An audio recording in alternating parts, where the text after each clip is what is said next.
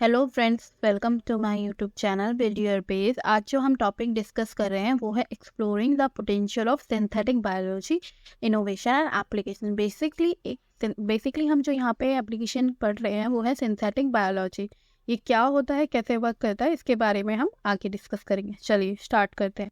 सबसे पहले synthetic biology होता क्या है? ये एक मल्टी डिसिप्लिनरी फील्ड है। मल्टी डिसिप्लिनरी फील्ड मतलब इसमें कई सारे अलग अलग तरह की स्ट्रीम्स होते हैं, जैसे हमारा बायोलॉजी हो गया, इंजीनियरिंग हो गया या कंप्यूटर साइंस। ये सब मिलकर कंबाइन होकर इस सिंथेटिक बायोलॉजी में अपना रोल प्ले करते हैं। ये क्या करते हैं कि जो बायोलॉजिकल सिस्टम होता है उसको डिज़ाइन करने का काम करते हैं और उसे कंस्ट्रक्ट करते हैं, ठीक है।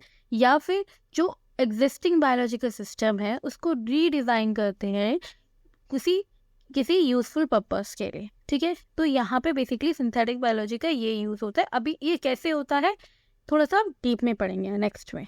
अब फंडामेंटल्स ऑफ सिंथेटिक बायोलॉजी, ठीक है। क्या होता है कि जैसा मैंने आपको पिछली स्लाइड में बताया कि जो सिंथेटिक बायोलॉजी होता है ये कई स्ट्रीम से मिलकर बना होता है। कई सारे डिफरेंट फील्ड्स होते हैं, engineering, biology and computer science, इनसे ये मिलकर बना होता है। तो यहाँ पर जो इंजीनियरिंग की जाती है बायोलॉजिकल कंपाउंड और सिस्टम की, वो जैसे कि हमारे होते हैं DNA, protein, cells and organism, ठीक है। इन तरह के जो बायोलॉजिकल कंपोनेंट्स या सिस्टम्स होते हैं उनको यहाँ पे इंजीनियर किया जाता है ताकि एक नया फंक्शनल जो कि नेचर में नहीं प्रेजेंट है, ऐसा कुछ न्यू फंक्शनैलिटी डेवलप हो सके, ठीक है।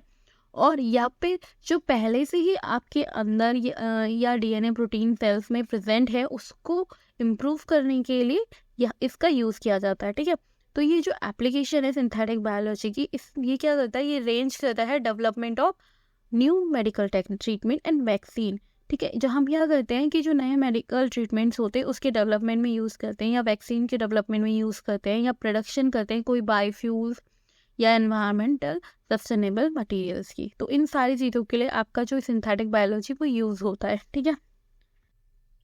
बायो इंजीनियरिंग एंड इनोवेशन या बायो इंजीनियरिंग इनोवेशन क्या होता है? जैसे कि सबसे पहले बायो इंजीनियरिंग इनोवेशन उससे रेफर किया जाता है इस तरह, जो ऐसी एप्लीकेशन है जिसमें इंजीनियरिंग प्रिंसिपल और टेक्निक्स का यूज़ करके बायोलॉजी और मेडिसिन की जो प्रॉब्लम्स है उन्हें सॉल्व किया जाता है, ठीक है। इस फील्ड में क्या होता है कि डेवलपमेंट होता है नॉवल टेक्नोलॉजीज़ का, डिवाइसेस का, और जो भी चैलेंजेस होते हैं हेल्थ केयर में हो जाए, एग्रीकल्चर, एनवायरमेंटल में जो भी आपको चैलेंजेस देखे जाते हैं उनको एड्रेस करने की कोशिश की जाती है, उन्हें सॉल्व करने की कोशिश की जाती है इसके थ्रू, ठीक है। इसके अलावा जो एडवांसमेंट होता है वो डीएनए सिंथेसिस के लिए यूज होता है। बेसिकली जो जीनोम एडिटिंग टूल्स होते हैं वो एक्सेलरेट होते हैं डेवलपमेंट ऑफ सिंथेटिक बायोलॉजी में, ठीक है। जैसे कि अगर आप क्रिस्पर की बात करोगे, क्रिस्पर Cas9 की, तो आपको पता होगा कि अगर आपने ये आपको पता नहीं है तो आप मेरी वीडियो देख सकते हैं जो ऊपर एंड स्क्रीन पे आपको देखने को मिल जाएगी, ठीक है। बेसिकली क्रिस्पर Cas9 क्या होता है, ये कटिंग एज टेक्निक है जिसमें हम जीनोम एडिटिंग करते हैं और अपनी जैसे कि जैसा भी आपको इम्प्रूवमेंट चाहिए होता है या मॉडिफाई करना होता है जीनोम को, तो वो काम हम क्रिस्पर के थ्रू कर सकते हैं, ठीक है। और अब क्या है कि इसमें जो कुछ जो काम होते हैं ना इनके अंदर, वो इनोवेशंस होती हैं बेसिकली, वो मैं यहाँ पे आपको बताती हूँ। सबसे पहले आता है बायोमेडिकल डिवाइसेस। बायोमेडिकल डिवाइसेस होते हैं जैसे ऐसे एडवांस मेडिकल डिवाइसेस होते हैं जो कि इम्प्लांटेबल होते हैं, सेंसर्स होते हैं, या प्रोस्थेटिक्स होते हैं, या वेरिएबल टेक्नोलॉजी होते हैं जो कि हेल्थ केयर डायग्नोसिस को इन्हेंस कर सकते हैं, ठीक है। फिर आता है टिश्यू का इंजीनियरिंग। टिश्यू इंजीनियरिंग में क्या होता है कि ऐसे फंक्शनल टिश्यू और ऑर्गन्स को क्रिएट किया जाता है लैब में फॉर ट्रांसप्लांटेशन के लिए।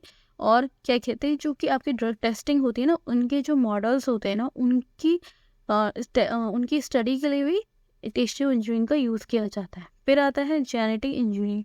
जेनेटिक इंजीनियरिंग का क्या होता है, जेनेटिक इंजीनियरिंग में आप मॉडिफाई किया जाता है जीन्स को, ठीक है। बेसिकली मैनिपुलेशन टेक्निक होती है जिसमें आपके चाहे फिर हो जाए बैक्टीरिया हो जाए, क्रॉप्स हो जाए, उन सब को मैनिपुलेशन करके एक नया वैल्यूएबल प्रोडक्ट प्रोड्यूस करते हैं। उसकी जो डिजीज़ रेजिस्टेंस है उसको इन्हेंस करने के लिए, और कोई भी एनवायरमेंटल चैलेंज है तो उसे सॉल्व करने के लिए इसका यूज़ होता है। फिर आता है सिंथेटिक बायोलॉजी। सिंथेटिक बायोलॉजी में क्या होता है कि डिज़ाइन किया जाता है या कंस्ट्रक्ट किया जाता है न्यू बायोलॉजिकल सिस्टम को, और या फिर कह सकते हो कि रीडिज़ाइन किया जाता है एग्जिस्टिंग वन को फॉर स्पेसिफिक पर्पस के लिए, मतलब किसी स्पेसिफिक पर्पस के लिए इनका यूज़ किया जाता है, ठीक है। और या फिर बायोफ्यूल प्रोडक्शन है या बायोवेस्ट मटेरियल्स होते हैं उनके डेवलपमेंट के लिए यूज़ किया जाता है। फिर आता है रीजनरेटिव मेडिसिन। रीजनरेटिव मेडिसिन का यूज़ क्या किया जाता है, जो बॉडी की नेचुरल रीजनरेटिव कैपेबिलिटीज़ होती हैं उन्हें हार्नेस किया जाता है। हार्नेस मतलब बेसिकली उसको बढ़ाया जाता है, ठीक है। और इस टेक्निक का यूज़ करके जो मटेरियल्स होते हैं उन्हें रिपेयर किया जाता है, रिप्लेस किया जाता है, ठीक है। जो ये मतलब बेसिकली जो डैमेज टिश्यू एंड ऑर्गन्स है ना उनको रिप्लेस करने का काम करता है या फिर उन्हें रिपेयर करने का काम करता है, वो यहाँ पे आपकी रीजनरेटिव मेडिसिन का काम है। फिर आता है न्यूरो इंजीनियरिंग। न्यूरो इंजीनियरिंग में क्या होता है कि ये एक इंजीनियरिंग प्रिंसिपल है जो कि यहाँ पे अप्लाई करता है नर्वस सिस्टम को मैनिपुलेट करने के लिए, ठीक है। क्या करता है कि जो ब्रेन मशीन इंटरफेस होते हैं ना, या फिर आपके न्यूरल प्रोस्थेटिक्स होते हैं या न्यूरोस्टिमुलेंट थेरेपीज होती हैं, उसके लिए इसका यूज़ किया जाता है। फिर आता है बायो फार्मास्यूटिकल्स। अब देखो ये तो ऑब्वियसली पता ही है कि फार्मास्यूटिकल्स है तो ऑब्वियसली ड्रग्स की बारे में बात हो रही है, तो ऐसी ड्रग्स को डेवलपमेंट करने के लिए यूज़ किया जाता है जो कि या तो मोनोक्लोनल एंटीबॉडीज़ हों या फिर जीन थेरेपीज हों या किसी तरह की पर्सनलाइज मेडिसिन अप्रोचेस यूज़ की जाती हैं इसके थ्रू। फिर आता है बायोसेंसर। ऐसे सेंसिटिव और स्पेसिफिक डिवाइस को क्रिएट किया जाता है जो कि बायोलॉजिकल मूवमेंट को ही सेंस कर ले, ठीक है। ज़रा सा भी अगर आपका हल्का भी मूवमेंट होता है तो ये बायोसेंसर उसे उनको डिटेक्ट कर लेते हैं, तो ठीक है, ताकि ऐसे कोई भी मतलब basically rapid and accurate diagnosis के लिए इसको फील्ड में यूज़ किया जाता है एनवायरमेंटल और मॉनिटरिंग के लिए, ठीक है। ओके, ओवरऑल आई थिंक आपको समझ में आ गया होगा। चलिए नेक्स्ट,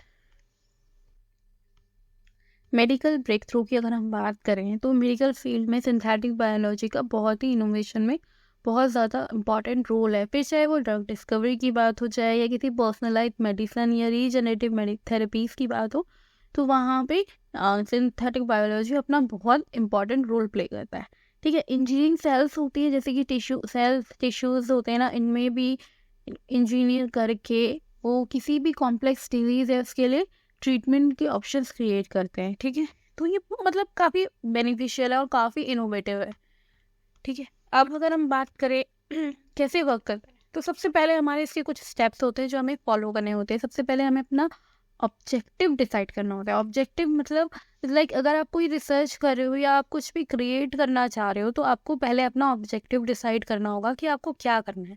फिर वो चाहे आपका कोई न्यू ऑर्गेनिज्म क्रिएट करना हो या कोई एग्जिस्टिंग वन का मॉडिफिकेशन करना हो, किसी स्पेसिफिक कंपाउंड प्रोड्यूस करना हो, उन सारी चीज़ों के लिए हमें सबसे पहले हमारा ऑब्जेक्टिव क्लियर होना चाहिए, ठीक है।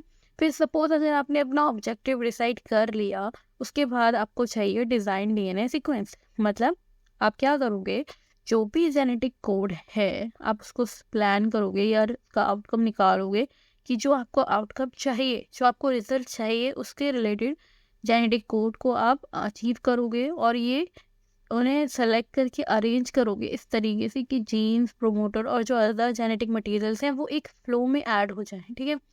देन जो हमारा थर्ड स्टेप होता है वो होता है डीएनए सिंथेसिस। डीएनए सिंथेसिस में क्या होता है कि हम प्रोड्यूस करते हैं डिज़ाइन डीएनए सीक्वेंस को लेबोरेटरी में, जो कि क्या कहते हैं सिंथेसाइज करता है या तो पूरा डीएनए सीक्वेंस और या फिर स्मॉलर डीएनए फ्रेगमेंट्स होते हैं उन्हें असेंबल करने का काम करता है, ठीक है। फिर आता है जीनोम एडिटिंग। देखो जीनोम एडिटिंग सिंपल है, सिंपल चीज़ है। इसमें हम जो भी हमें सिंथेटिक डीएनए है हमारा टारगेट ऑर्गेनिज्म का, उसका जीनोम लेते हैं और उसको CRISPR-Cas9 के थ्रू हम उसकी प्रिसाइज जीनोम एडिटिंग करते हैं, ठीक है। फिर आता है host organism transformation. Host organism transformation में क्या होता है कि आपने जो भी मॉडिफाइड डीएनए है उसे आप होस्ट ऑर्गेनिज्म, होस्ट मतलब जिसके लिए आपने वो डीएनए या वो सीक्वेंस क्रिएट किया है, अब उसके बॉडी में उसे इंसर्ट करोगे। फिर वो चाहे बैक्टीरिया हो या ईस्ट हो, ये किसी भी ऑर्गेन में, ठीक है।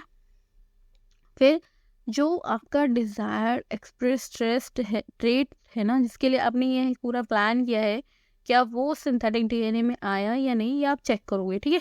तो आप मान लो सपोज वेरिफिकेशन अगर आपको करना है और ऑप्टिमाइजेशन करना है तो आपने सिंथेटिक ऑर्गेनिज्म का जो बिहेव है उसको कंफर्म किया, ठीक है, और जो उसकी इटर्निटी है उसको टेस्ट किया, और ऑप्टिमाइजेशन जो उसका चाहिए था उसको रिक्वायर्ड वो उसको प्रोवाइड करने के बाद यूज़ किया। जब ये आपका पूरा क्लियर हो गया है कि हाँ जैसा आउटकम आप चाहते थे वैसा आपको मिल गया है, तो आप उसका स्केल अप प्रोडक्शन करोगे। स्केल अप प्रोडक्शन मतलब अगर आपका जो भी गोल था वो अचीव हो गया है किसी भी स्पेसिफिक प्रोडक्ट के लिए, और आपका जो रिसर्च है वो सक्सेसफुल हुई, तो आप उसका स्केल अप प्रोडक्शन करोगे ताकि आप उसकी प्रैक्टिकल क्वांटिटीज और बढ़ा सको।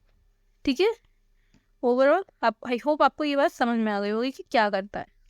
देन इंडस्ट्रियल एप्लीकेशंस की बात की जाए तो सिस्टमेटिक बायोलॉजी क्या है, एक ट्रांसफॉर्मिंग इंडस्ट्री है, ठीक है, फ्रॉम फार्मास्यूटिकल्स से लेके चाहे वो एग्रीकल्चर हो या एनर्जी हो, इंजीनियरिंग, माइक्रोब्स हो, किसी भी तरह के फील्ड्स होते हैं उसमें ये अपना वैल्यूबल प्रोड्यूसिंग कंपाउंड्स प्रोड्यूस करने का काम करता है, ठीक है। फिर सस्टेनेबल एग्रीकल्चर में इसके लिए प्रैक्टिस जो होती है वो बढ़ रही है, इमर्ज कर रही है, ठीक है, और बायोफ्यूल डेवलपमेंट भी इंक्रीज हो रहा है। एथिकल कंसिडरेशन की बात की जाए तो देखो मैंने आपको बताया है, फिर आप कोई भी ऑर्गेनिज्म या कोई भी स्टडी उठा के ले लो, तो कोई भी रिसर्च ले लो, उसमें एथिकल कंसिडरेशन तो होता ही होता है, ठीक है। तो यहाँ पर भी जो सिंथेटिक बायोलॉजिकल एडवांसेस हैं वो कई सारे एथिकल का और सोशलाइटल इम्प्लीकेशन शो करते हैं, ठीक है, रेज करते हैं बेसिकली। तो यहाँ पे क्या होता है कि हम बैलेंस करते हैं इनोवेशन और रिस्पॉन्सिबिलिटीज़ को, तो उन्हें जो भी उसकी रिसर्च है या जो भी उसकी पोटेंशियल एनवायरनमेंट सेफ्टी कंसर्न्स होते हैं उसको फॉलो करना पड़ता है, ठीक है। अदरवाइज इसमें ज़्यादा कुछ है नहीं, आपको बस ध्यान रखने की ज़रूरत है कि आप कोई भी जीन का इस तरीके से एडिटिंग ना करें या कोई भी ऐसा कोई मॉडिफिकेशन ना करें जिसकी वजह से कोई प्रॉब्लम क्रिएट हो, बस। कंक्लूजन की अगर आप बात करें तो देखो सिंथेटिक बायोलॉजी बहुत ही पॉइज्ड या कह सकते हैं रिवोल्यूशनाइजिंग रोल प्ले कर रहा है आपकी जो इंडस्ट्रीज है या हेल्थ केयर है उसे रीशेप करने में, ठीक है। बहुत सारे ऐसे इनोवेटिव सॉल्यूशंस हैं जो कि वो ऑफर कर रहा है कि जो कि आपके जितने भी जो कॉम्प्लेक्स चैलेंजेस हैं उसके लिए, ठीक है, उसके लिए बेसिकली बहुत सारे इनोवेटिव सॉल्यूशंस दे रहा है, इम्प्रेस कर रहा है, जो उसका जो पोटेंशियल है वो एथिकल कंसिडरेशन उसको एड्रेस करते हुए एक बहुत ही इम्पॉर्टेंट रोल प्ले करता है ट्रांसफॉर्म करने में इस फील्ड को, ठीक है। तो ये बेसिकली क्या है ना, मैं सिंपल लैंग्वेज में अगर आपको बोलूँ तो सिंथेटिक बायोलॉजी से आप किसी भी ऑर्गेनिज्म को मॉडिफाई कर सकते हो, ठीक है, और उसको इम्प्रूव कर सकते हो, बहुत सारी टेक्निक्स यूज़ कर सकते हो जो कि आपकी मेडिसिन फील्ड हो चाहे वो एग्रीकल्चर हो। अगर आप मेडिसिन की बात करें तो हम इस तरह की मेडिसिन बना सकते हैं इसके थ्रू जो कि पर्सनलाइज मेडिसिन हो, यानी कि अगर पर्टिकुलर पर्सन को कोई डिजीज़ है तो उसके लिए पर्टिकुलर मेडिसिन प्रिपेयर की जा सके। फिर अगर आप एग्रीकल्चर की बात करते हो तो एग्रीकल्चर में अगर आप ले लो कि जैसे मान लो अगर आपकी कोई क्रॉप लगी है और उस क्रॉप में कोई डिजीज़ आ रही है जिसकी वजह से इसकी जो ईल्ड है वो बहुत कम हो रही है, तो इस तरह की हम क्रॉप प्रोड्यूस करना चाहेंगे जो हमें अच्छे से अच्छी ट्रेड दे, ठीक है। ऐसी क्रॉप जो कि लाइक आपको प्रोडक्शन भी इंक्रीज कर दे और आपको मतलब डिजीज फ्री प्रोडक्ट मिल जाए, ठीक है। तो उन सारी चीज़ों का भी हमारा सिंथेटिक बायोलॉजी से हम यूज़ करके करते हैं, और मॉडिफाई करने का काम होता है जीन जिनोम, तो हम उसके लिए क्रिस्पर का यूज़ करते हैं, पर हमारा वो सारा पार्ट इसी के अंदर आता है, ठीक है। ओवरऑल आज के लिए बस इतना ही। आई होप आपको ये वीडियो इन्फॉर्मेटिव लगी। अगर आपको ये वीडियो इन्फॉर्मेटिव लगी है तो प्लीज़ वीडियो को लाइक एंड चैनल को सब्सक्राइब करना ना भूलें। Thank you.